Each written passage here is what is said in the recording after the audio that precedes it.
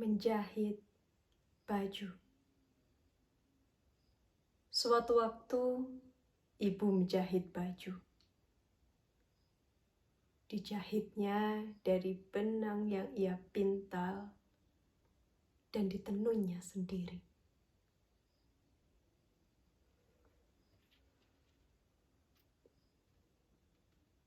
Baju dijahitnya berhari-hari lamanya.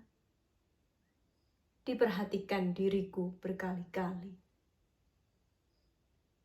Diperbesarkan saku di sebelah kanan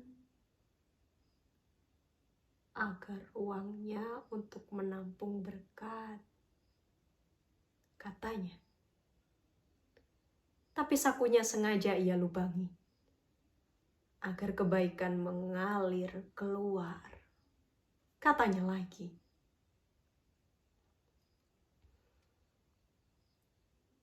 Ibu memperbesar saku di sebelah kiri juga agar sama persis. Di situ tempat untuk mengendap kalimat-kalimat sebelum dilantunkan menjadi doa paling puisi. Ibu menyeimbangkan di bagian leher agar tidak terlihat jongkak saat bercermin. Katanya lagi. Kutang-kutang dipasangnya berjejer dengan cermat, walau kacamata ibu kabur-kabur. Di saku baju anaknya, harapan dan doa telah ibu kemas. Tak henti.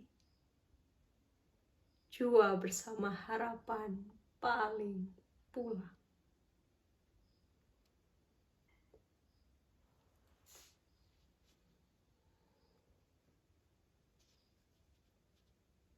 Hari-hari berlalu, baju selesai dijahit ibu. Memberikan baju itu kepada anaknya, ia berbisik.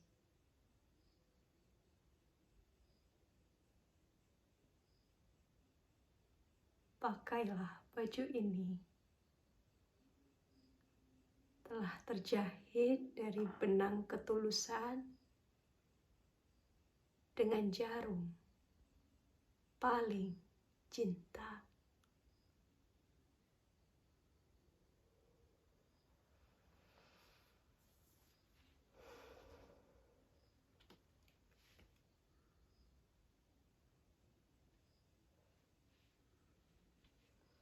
Penulis meletakkan diri dalam bingkai sebuah adegan film favoritnya. Ketika mulai mengisi dialog untukku di naskah ini. Sebuah adegan awal di mana kamera mengikuti gerak sehelai bulu yang menari lembut dalam angin. Ia mengungkap sejarahku dengan bulu itu.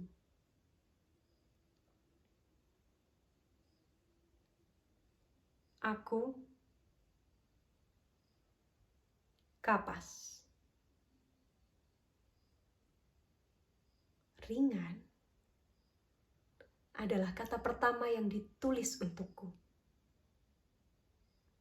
Pena yang digoreskan pada garisku adalah mengabdi pada suatu hamparan yang disebut kain. Dalam deret padanan kata kain, penulis menemukan serampin. Ia pun memilihnya untuk naskah ini. Sebuah kisah tentang kain di mana aku adalah bagiannya.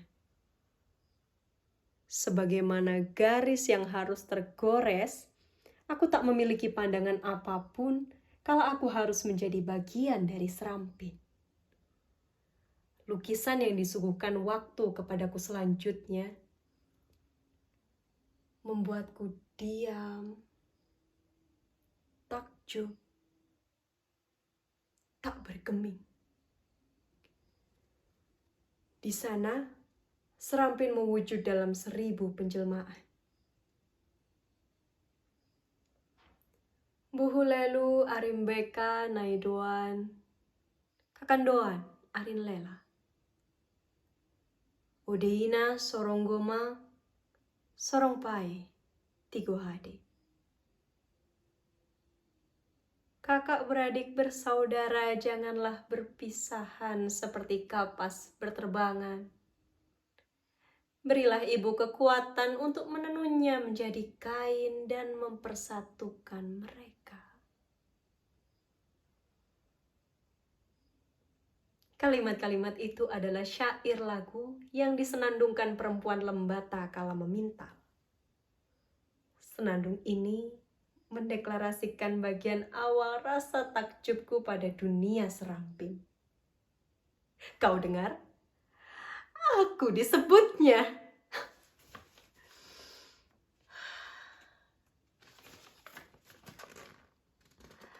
Cinta, penyatuan, didendangkan sang ibu di senandung itu. Adalah spirit awal yang kutangkap menghubungkan kain, perempuan, dan alam. Aku ingin mengulanginya. Kain, perempuan, alam. 3 kata itu membuka arsip ingatanku pada puisi Mezra Epelondau. Di Alor, mereka menguraikan perjumpaan perempuan dan alam menghasilkan aneka rona bagi benang. Izinkan aku menyatakannya.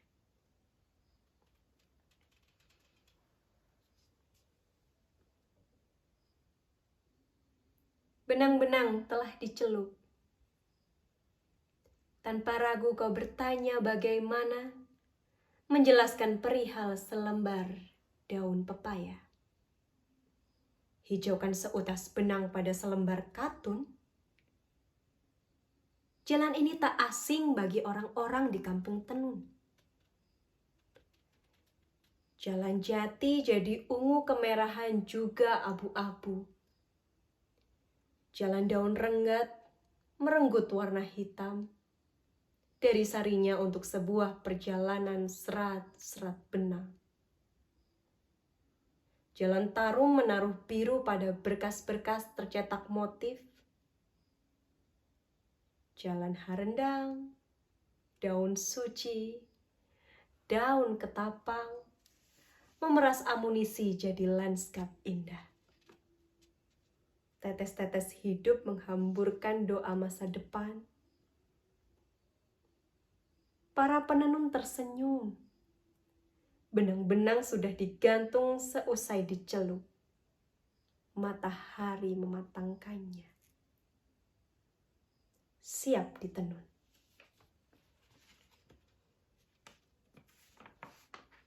Proses hidup yang rumit mematangkan nasib. Kewajiban manusia perbanyak bersyukur.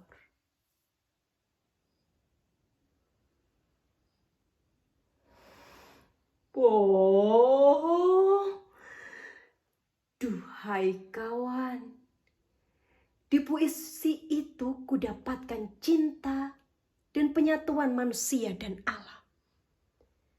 Sinergi yang melahirkan kecantikan yang mereka tumpahkan pada Serampin.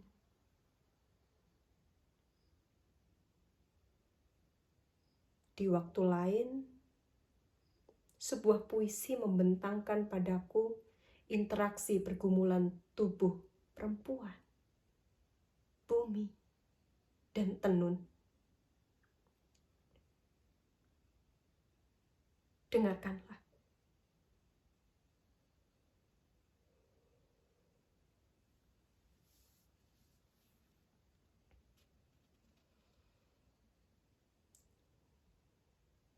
Kepada perempuan yang menenun di ladang.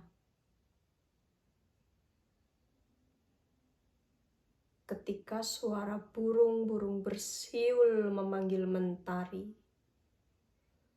Matamu terbuka, bergegas menuju lumbung, mencari kuali yang direbut anjing-anjing tetangga. Semalam Om Lukas lupa menyimpannya di dalam rumah. Tungku masih menyisakan bara, kembali dinyalakan dengan mata setengah tertutup. Dan menyilang kayu bakar dengan harap cepat menyala. Sebab matahari semakin terbaca di hadapan bumi. Dua bulir jagung mulai menyatu dan beradu kecepatan. Siapakah yang lebih cepat untuk matang di hadapan sisa-sisa kegelapan? Dan gurih jika direbut oleh bibir, lidah, gigi, perut, hingga hari ini tak lelah di wajah matahari. Air secukupnya untuk mengusir dahaga telah disiapkan. Begitupun dengan sirih pinang yang selalu memberi ketenangan. Gulungan tenunan yang terbungkus rapi dengan kain kusut, nyaman di kepalanya untuk menjelajahi karang-karang tajam.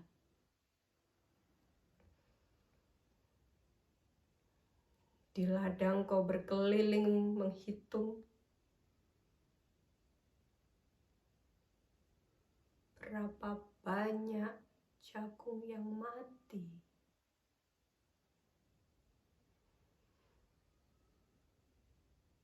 Dan menggantinya dengan sisa-sisa bibit yang digantung di pondok. Dengan air mata jatuh di tanah dan berkata, Tuhan, beri aku makanan yang secukupnya. Aku tak lapar untuk menghabisi musim ini. Di pondok yang beratapkan alang-alang, kau membentangkan tenunan. Jari dan bibirmu sibuk menghitung berapa helai untuk menciptakan motif-motif. Seperti apa yang telah diajari neneknya. Suara merdu lagumu tak terdengar untuk mengusir burung-burung yang sedang mematuk kacang-kacang. Pantun-pantunmu tak terdengar di telinga pucuk-pucuk mahoni yang sedang menciptakan kenangan bahkan kesedihan. Untuk dikisahkan bahwa kau adalah perempuan yang menenun kelopak sunyi di hadapan ruang dan waktu.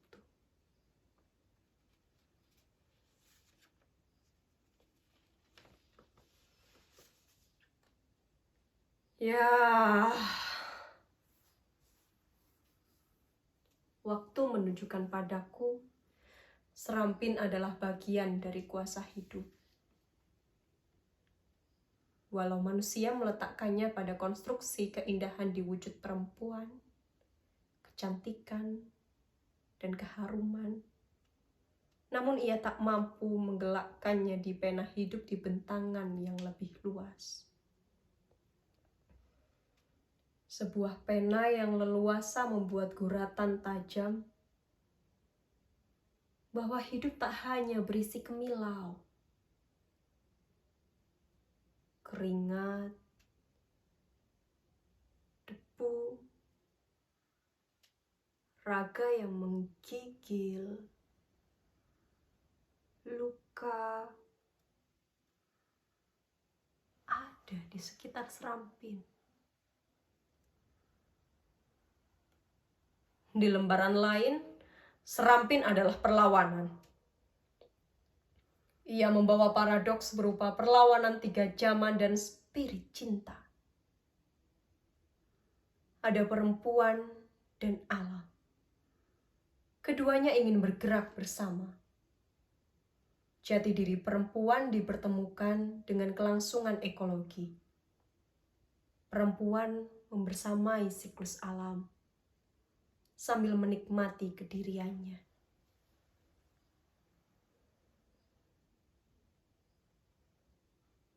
Tanaman, kapas, benang, Serampin, perempuan, bumi yang menanam, tanaman, dan seterusnya.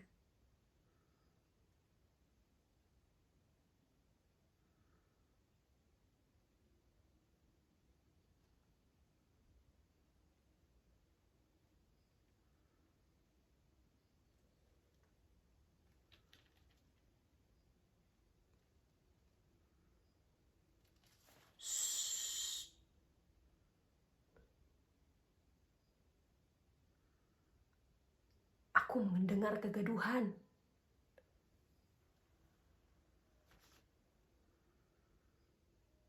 Suara seseorang berlari, memanjat, berteriak, lalu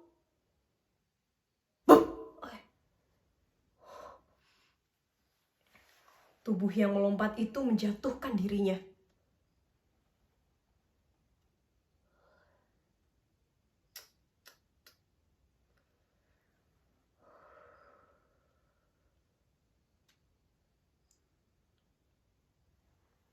Lalu ia berlari lagi sambil tertawa kencang. Astaga.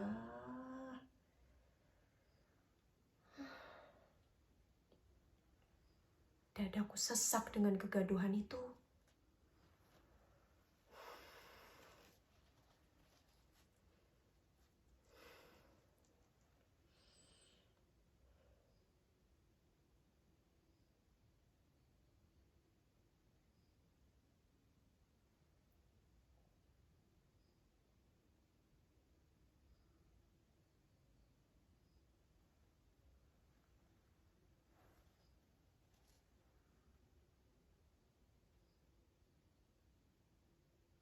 Wah, suara laki-laki. Bariton. Berwibawa.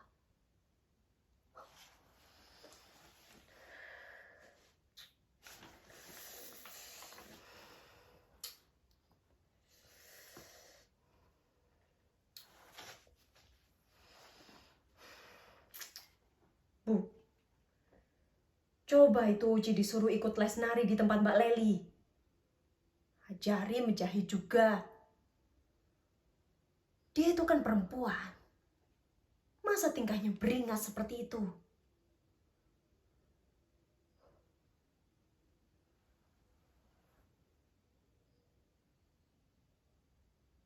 Oh. Ya.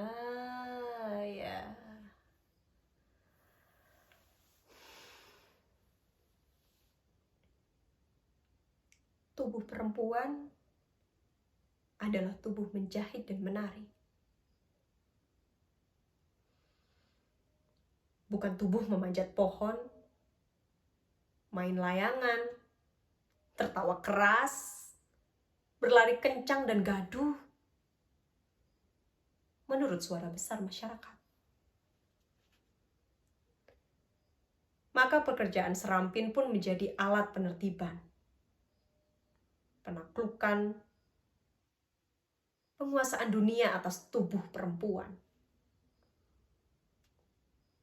Lantas, menarilah Uci. Menjahitlah Uci. Tak lagi yang memanjat pohon, tak lagi bermain layangan, duduk dengan paha tertutup dan lutut merapat.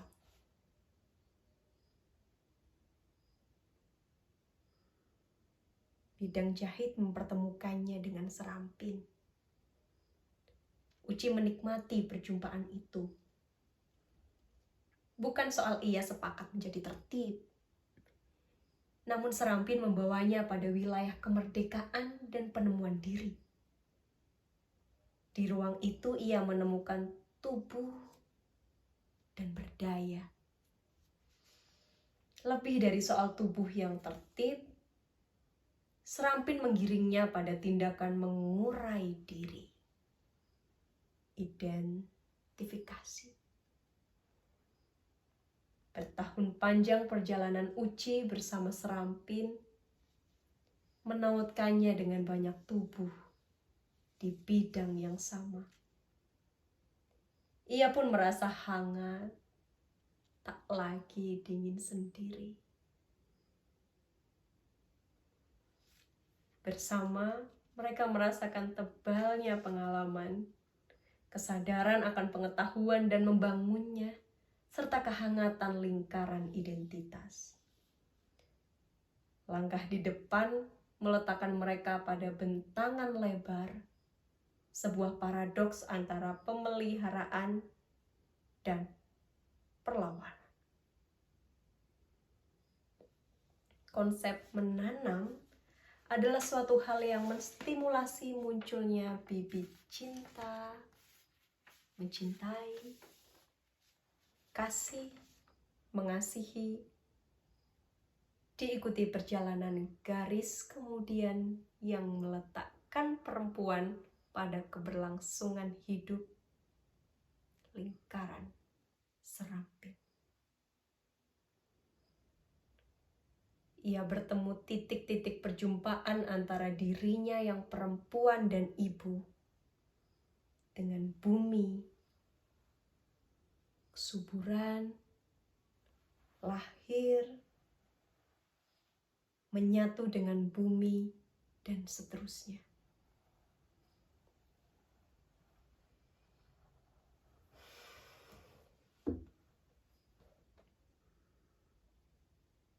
Di luar itu adalah lingkaran akbar dunia. Sebuah lingkaran yang dikuasai makhluk-makhluk terkunci hasrat. Cinta yang tengah menanam keberlangsungan di bumi, serta-merta harus membalikkan arah hadapnya. Menghunus kekuatan, ketimpangan, penegasian, pekerdilan, pembodohan, pelecehan, penghinaan adalah bentangan tekanan yang harus dihadapi. Garis panjang perlawanan adalah sepanjang garis cinta menanam, merawat bumi. Sejarah pun memiliki catatan panjang keberadaan Serampin di berbagai lembah bumi. Di sini, Serampin adalah kanvas ekspresi kebudayaan. Para pendukung budaya melukis di Serampin catatan besar tentang gagasan yang disepakati bersama, hasil pemikiran berabad-abad. Catatan yang berwujud gambar dan simbol.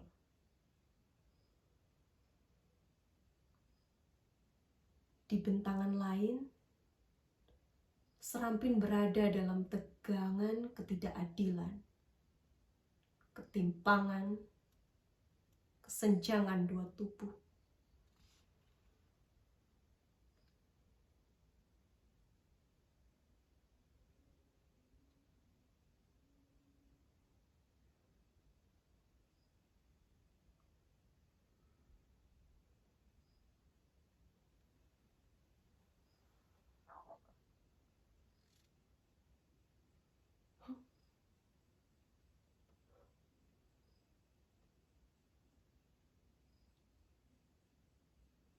Sorak-sorai riuh suara manusia. berteriak menyuarakan sesuatu.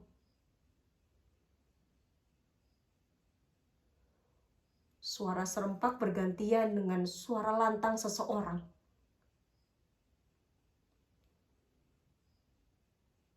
"Upah!"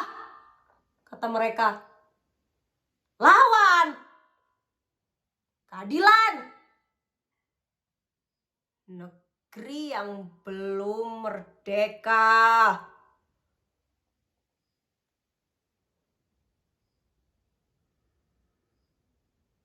Ah, itu suara pekerja.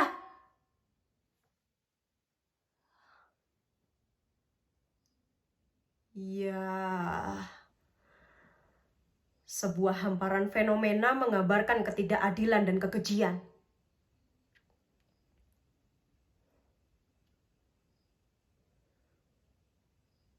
Hujan PHK sedang terjadi.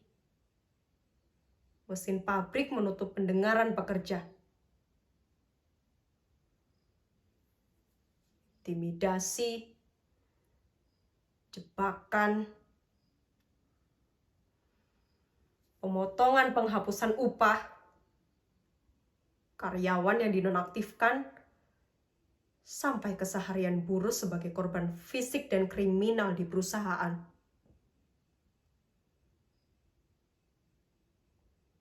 Adalah cermin besar yang tak boleh dibawa pulang.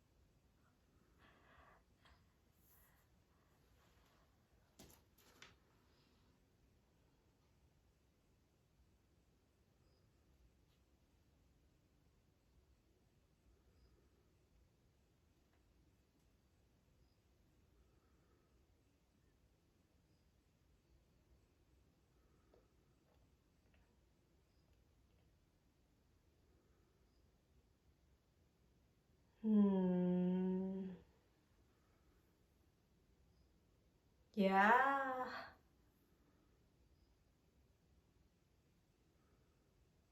tentu saja.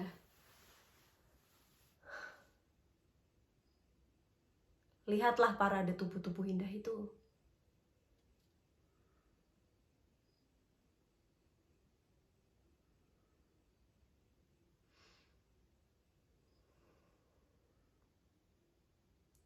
Wanginya pun sampai ke sini.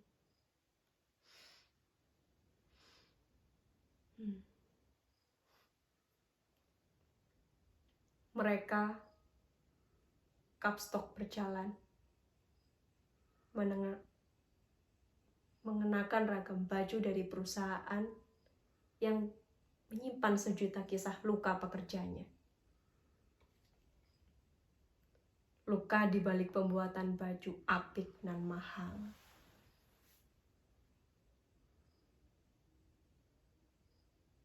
Rentetan kerja panjang dan rumit berujung pada potongan serampin yang tampak mewah dan menggiurkan.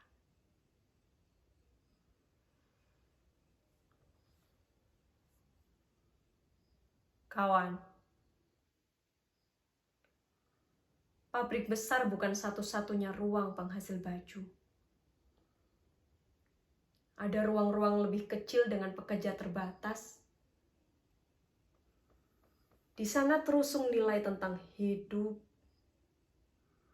indah, dan manusia. Aku ingin mengutip kalimat-kalimat para perancang busana di dalam ruang-ruang itu.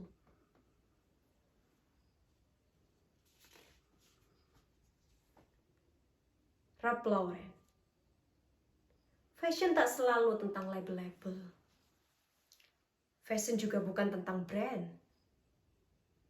Fashion itu lebih kepada sesuatu di dalam diri manusia itu sendiri. Betsy Johnson. Perempuan tak berpakaian untuk para laki-laki. Mereka berpakaian untuk diri mereka sendiri. Jika perempuan berpakaian demi laki-laki, mereka tinggal berjalan ke sana kemari tanpa busana. Hubbard de Givenchy. Gaunlah yang mengikuti tubuh perempuan, bukan tubuh perempuan yang mengikuti bentuk gaun. Coco Chanel. Fashion tak hanya sesuatu yang ada pada pakaian. Fashion bisa ditemukan di angkasa luas, di langit, di jalanan. Fashion berkaitan dengan ide-ide, cara kita menjalani hidup. Fashion tentang apa yang sedang terjadi.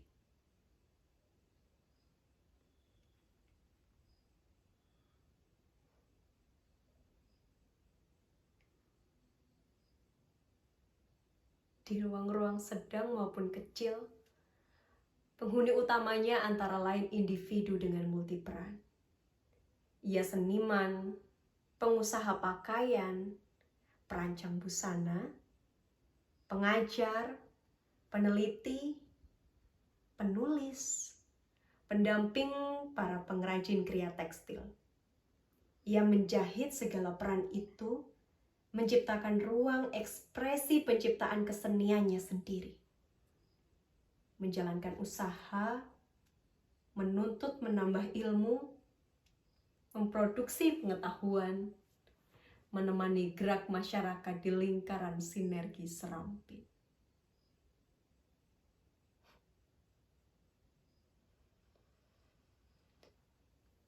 Wow, kawan, kau lihat sendiri garis panjang perjalananku. Pena kehidupan memilihku mengabdi pada sebuah bentangan dengan 1000 kisah. Ia menjadi absurd kalau diletakkan melulu sebagai penutup tubuh. Tubuh telah merenggutnya ke dalam perjalanan tubuh itu sendiri. Tak mau tanggung. Serampin pun kemudian adalah tubuh yang berirama, berdetak, berpeluh, berguncang, berdarah,